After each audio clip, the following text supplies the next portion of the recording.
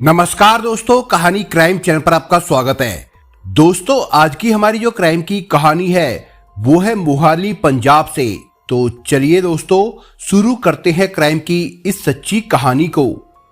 28 नवंबर 2016 की शाम मोहाली के थाना सोहाना के थाना प्रभारी इंस्पेक्टर हरसिमरन सिंह बल फील्ड के कामों से फारिग होकर अपने ऑफिस पहुंचे थे कि उनका एक खास मुखबिर उनके सामने आकर खड़ा हुआ। नमस्कार करने के बाद उसने कहा, सर बढ़िया इनाम तैयार रखिए, ऐसी जबरदस्त खबर लाया हूं कि सुनकर आप उछल पड़ेंगे। ये मुखबिर लंबे समय से हरसिमरन सिंह के लिए मुखबिरी करता आ रहा था। ये उनका निहायत भरोसे का आदमी था जिसकी सूचनाएं अक्सर सही निकलती थी। वो पढ़ा लिखा था और मामले की गहराई में जाने के बाद जब उसे पूरा विश्वास हो जाता था कि मामला पूरी तरह से सच है, इसी के बाद वो उनके पास आता था। उस दिन भी उसके चेहरे पर ऐसा ही आत्मविश्वास झलक रहा था। हरसिमरन सिंह ने उसे अपने रिटायरिंग रूम में ले जाकर कहा, इनाम की चिंता मत करो, सूचना बढ़िया होनी चाहिए। मैंने कहा ना सर, ऐसी जबरदस्त सूचना लाया हूँ कि आप सुनकर उछल पड़ेंगे। सरकार द्वारा जो ये दम भरा जा रहा है कि 2000 रुपए के नए नोट की कभी नकल नहीं हो सकेगी, यानी जाली नोट नहीं छापे जा सकेंगे, मेरी सूचना उसी के बारे में है। मुखबिर ने उत्साह के साथ कहा, मतलब किसी ने इतनी जल्दी उसकी नकल तैयार कर ली, यानी 2000 रुपए के नकली नोट छाप लिए? हरसिमरन सिंह ने हैरानी से पूछा। नकल तैयार ही नहीं कर ली सर, करोड़ों के जाली नोट छापकर मार्केट में चला भी दिए हैं। 2000 के जाली नोट चला भी दिए? जी सर, ऐसा कैसे हो सकता है?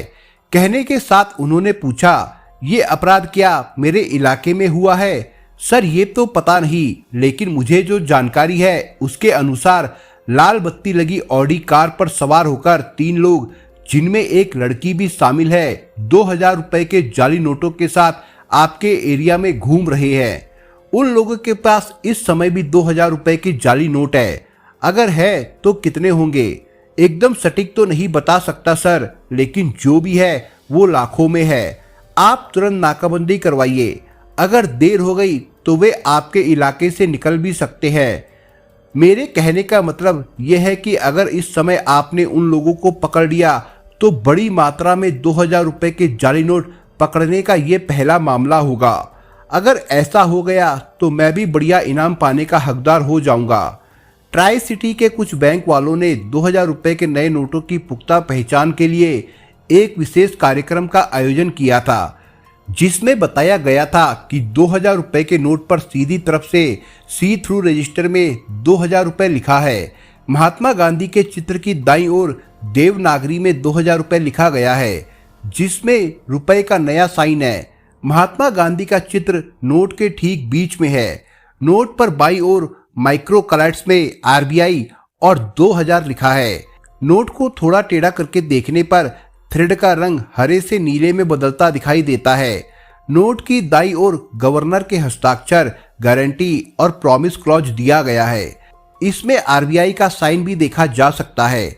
नोट को लाइट में देखने पर सफेद जगह में महात्मा गांधी का चित्र दिखाई देता है, वही इलेक्ट्रोटाइप वाटर मार्क है। तो नीचे की तरफ दाईं ओर अशोक स्तंभ है, जिसके ऊपरी भाग पर रेक्टेंगल में 2000 रुपए लिखा गया है। बाईं ओर 7 लाइनों में चिन्हित की गई है।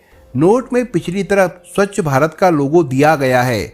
वहीं पर कई भाषाओं में नोट की वैल्यू लिखने के अलावा मंगलयान का चित्र भी दिया गया है। सरकार पहले ही दिन से दावा कर रही थी कि इस नए 2000 रुपए के नोट का जाली नोट तैयार करना कठिन ही नहीं, एकदम असंभव है। बैंक वालों ने 2000 रुपए के नोट के बारे में जो आयोजन किया था उसमें हरसिमरन सिंह ने भी भाग लिया था। इन दिनों उनके पास थाना सोहाना के अलावा मोहाली इंटरनेशनल एयरपोर्ट पर स्थित थाने का भी चार्ज था। उस समय वो वहीं से आए थे जब उनका वो मुखबिर उनसे मिलने आया था। मुखबिर द्वारा सूचना मिलने के बारे में उच्च अधिकारियों को फोन द्वारा बताकर दिशा निर्देश लेने के बाद हरसिमरन सिंह ने एक तहरीर तैयार करके अपराध संख्या 276 पर धारा 420, 479A, 479B, 479C, 479D, 479E और 120 बी के तहत आपराधिक मामला दर्ज करके एक टीम तैयार की। अपनी इस पूरी टीम के साथ मुखबिर के बताए अनुसार जगतपुरा की टी पॉइंट पर उन्होंने नाका लगा दिया। ये शाम के करीब 7:30 बजे की बात है। गाड़ियां आती जाती रही और जरूरत के हिसाब से उन्हें रोककर तलाशी ली जाती रही। जिस गाड़ी का इस पुलिस टीम को इंतजार था वो अभी तक कहीं दिखाई नहीं दी थी। आखिर आधी रात को 12:30 बजे के करीब वीआईपी नंबर की लाल बत्ती लगी सफेद रंग की ऑडी कार आती दिखाई दी। शायद इसी गाड़ी के बारे में मुखबिर ने बताया था, इसलिए हरसिमरन सिंह ने अपने एक सिपाही को इशारा करके उस कार को रोकने को कहा। सिपाही के इशारे पर गाड़ी चालक ने बड़ी शराफत से गाड़ी एक तरफ ले जाकर रोक दी। उसके बाद खिड़की का शीशा नीचे करके गर्दन बाहर निकालकर पूछा, क्या बात है भाई, गाड़ी क्यों रुकवाई?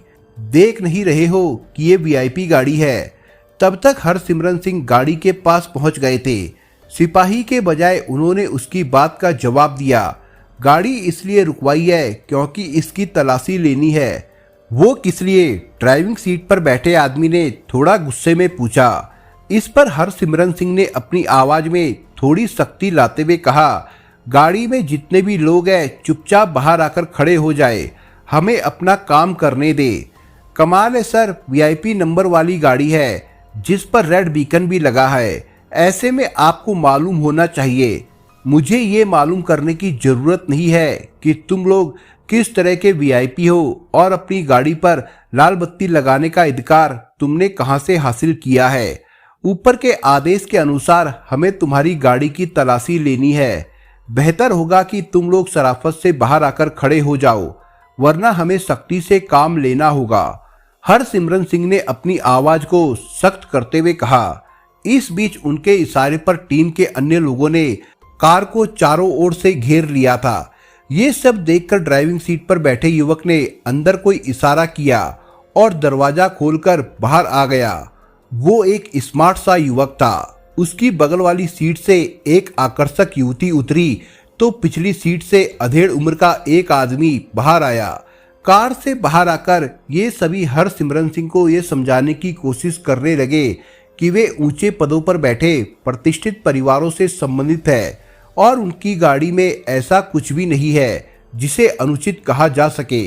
अधेड़ शख्स ने कुछ एक राजनेताओं के नाम लेकर प्रभावित करने की कोशिश की। हरसिमरन सिंह ने उनकी बातों पर ध्यान न देकर खुद कार की तलाशी लेने लगे। इस तलाशी में उनके हाथ ऐसे 3 बैग लगे जिनमें 2000 रुपए के नोटों की गड्डियां ठसाठस भरी थी। देखने में वे तमाम नोट एकदम असली लग रहे थे, लेकिन मुखबिर ने उनके पास जाली नोट होने के बारे में बताया था। फिर भी नोटबंदी के दौरान में इतनी बड़ी मात्रा में नई करेंसी का एक जगह मिलना किसी अपराध से कम नहीं था। हरसिमरन सिंह तीनों को उनकी गाड़ी और करेंसी सहित थाने ले आए, जहां शुरुआती पूछताछ में ही उन्होंने अपना अपराध स्वीकार करते हुए उगल दिया कि उनसे बरामद सारी करेंसी नकली है और वे कुल 42 लाख के नोट है। फिर क्या था, तीनों को विधिवत हिरासत में लेकर फिलहाल हवालात में बंद कर दिया गया। अगले दिन सुबह उन्हें अदालत में पेश करके कस्टडी रिमांड पर लेकर तीनों से पूछताछ की गई। इस पूछताछ में उन्होंने जो कुछ पुलिस को बताया उससे उस शिक्षित और अच्छे प्रतिष्ठित परिवारों के लड़के लड़की द्वारा अपना एक गिरोह बनाकर आपराधिक राह पर चलने की जो दास्तान सामने आई वो कुछ इस प्रकार से थी। सौमित्र वर्मा हरियाणा सरकार में उच्च अधिकारी थे। उनकी पत्नी सैन्य विभाग में लेफ्टिनेंट कर्नल डॉक्टर है। इस जाली नोटों के साथ पकड़ा गया युवक इन्हीं वर्मा दंपत्ति का 21 साल का बेटा अभिनव वर्मा। वो पढ़ाई लिखाई में काफी होशियार था। मूल रूप से ये लोग हरियाणा के जिला फरीदाबाद के कस्बा वल्लभगढ़ के रहने वाले थे। सरकारी शिक्षा पूरी करने के बाद उच्च शिक्षा हासिल करने के लिए अभिनव चंडीगढ़ चला आया था। यही रहकर उसने चंडीगढ़ से 25 किलोमीटर दूर पंजाब के जिला मोहाली के कस्बा बनूड़ स्थित चितकारा यूनिवर्सिटी से बीटेक किया। अभिनव ने कई प्रोजेक्टों पर काम करते हुए न केवल अपार सफलताएं अर्जित की बल्कि अपना नाम भी रोशन किया।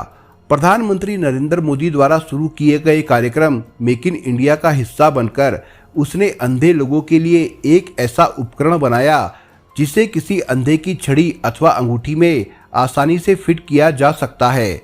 नेत्रहीन अगर अकेला चला जा रहा है तो किसी भी तरह की बाधा आने पर ये उपकरण सेंसर की तरह काम करते हुए उन्हें चौकन्ना कर देता है। इस उपकरण की न केवल खूब चर्चा हुई बल्कि अभिनव इसे अंतर्राष्ट्रीय बाजार में उतारने की तैयारी करने लगा। इसके लिए लाइव ब्रेल सॉल्यूशन नाम से अपनी कंपनी बनाकर चंडीगढ़ के इंडस्ट्रियल एरिया फेज 1 में उसने अपना आलीशान ऑफिस भी खोल लिया। रहने के लिए उसने जीरकपुर के ढकोली स्थित पाइन होम अपार्टमेंट में एक फ्लैट ले लिया। अभिनव घर से काफी संपन्न था। वैसे भी उसकी प्रतिभा को निखारने के लिए घर वाले उसका हर तरह से सहयोग कर रहे थे। पिछले साल उसके पिता का अचानक देहांत हो गया तो उसकी मां का प्यार उस पर कुछ ज्यादा ही उमड़ने लगा। अपना व्यापार चलाने के लिए अभिनव अब तक 16 देशों की यात्रा कर चुका है। नेट के जरिए वो विश्व भर की कंपनियों और ग्राहकों से जुड़ता जा रहा था। ऐसे में उसे योग्य स्टाफ की जरूरत थी। कपूरथला की रेलवे कोच फैक्ट्री में इंजीनियर के पद पर काम कर रहे राम रखा वर्मा रिश्ते में अभिनव के मामा है। वो फैक्ट्री के सी टाइप वार्ड के अपने सरकारी फ्लैट में पत्नी और बेटी विशाखा के साथ रहते थे। विशाखा ने सिक्किम मणिपाल यूनिवर्सिटी से MBA किया था। इन दिनों वो लुधियाना के एक बड़े प्रॉपर्टी डीलर सुमन नागपाल के यहाँ पर नौकरी करती थी।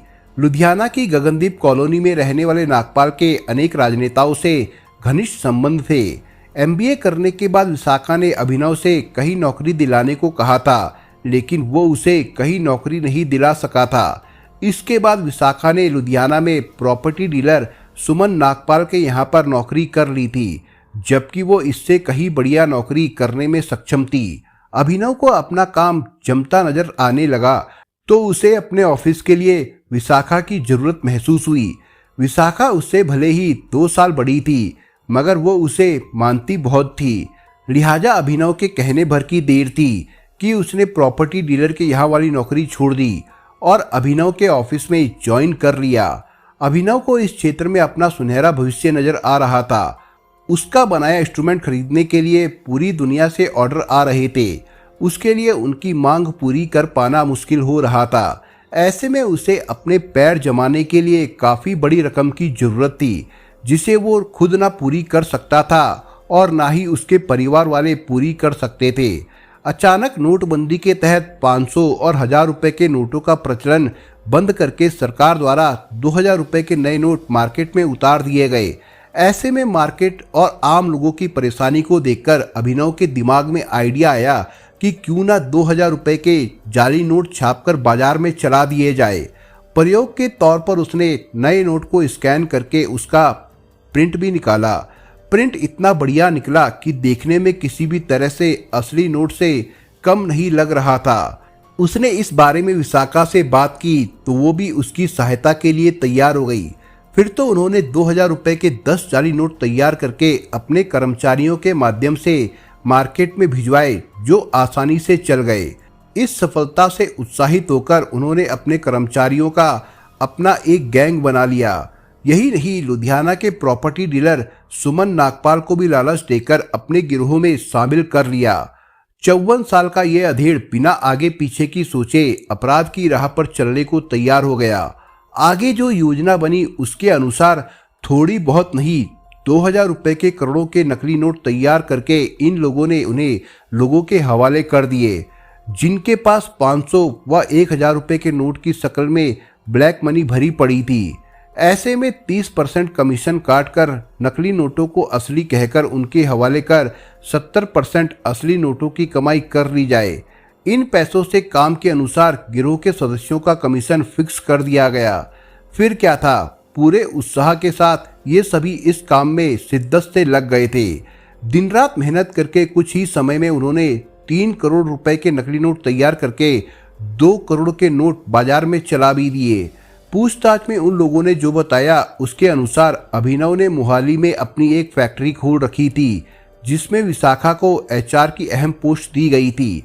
उसी फैक्ट्री में पैसा लगाकर उसे ऊंचाइयों तक ले जाने का उसने सपना देखा था। पकड़े गए सारे नोट इसी फैक्ट्री में तैयार किए गए थे। पुलिस ने अभिनव और विशाखा की निशानदेही पर डिजिटल प्रिंटर, पेपर और कटर वगैरह बरामद कर लिया था। पूछताछ में इन लोगों ने बताया था कि अपने इस धंधे में अभिनव ने आधा दर्जन से ज्यादा कर्मचारियों को अलग लगा रखा था, लेकिन उनमें हर्ष और प्रमोद की भूमिका अहम थी।